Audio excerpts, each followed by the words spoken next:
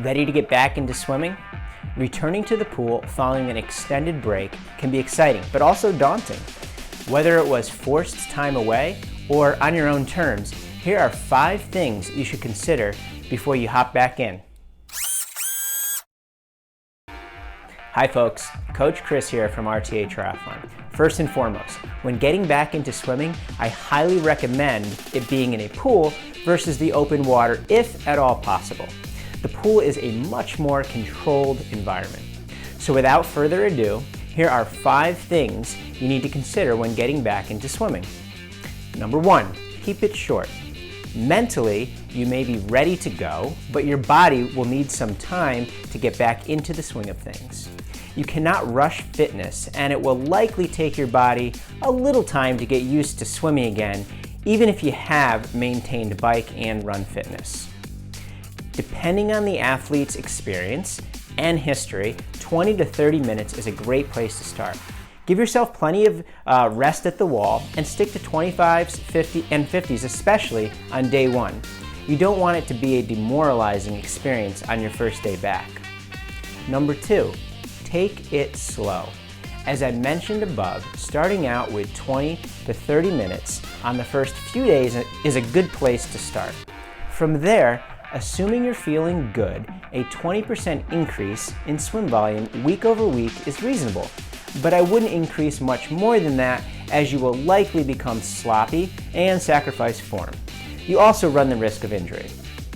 Number 3, frequency. When it comes to swimming, frequency is key. This especially applies to extended periods away from swimming, as well as when you're working to improve your technique.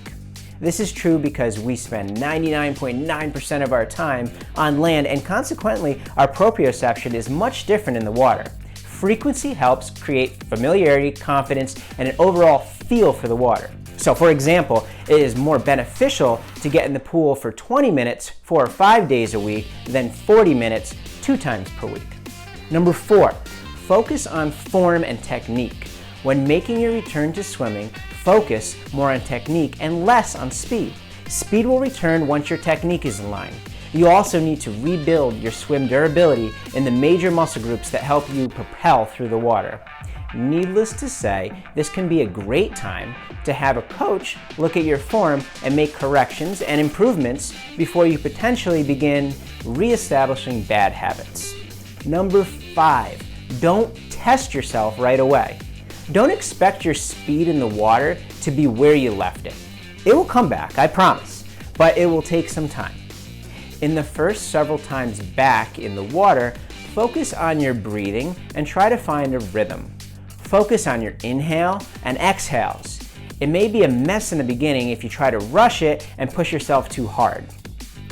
Give yourself 2 to 4 weeks before you begin really pushing yourself in the water. At around this time frame, you can begin picking up your pace. At this point, it's appropriate and a good idea to perform a swim test in order to establish a new T-pace and set a benchmark for yourself. One way you can do this is to swim 500 yards continuously as fast as you can. Take the total time of your 500-yard TT and find the average 100-yard pace. This will represent your current T-pace. Now you can begin to incorporate time and pace targets in your workouts based off of your current swim fitness. As you're getting back into swimming, you will likely have good days and bad. You will also most likely experience sore arms and shoulders. This is 100% normal. Embrace this and swim with a smile on your face as you get back into the swing.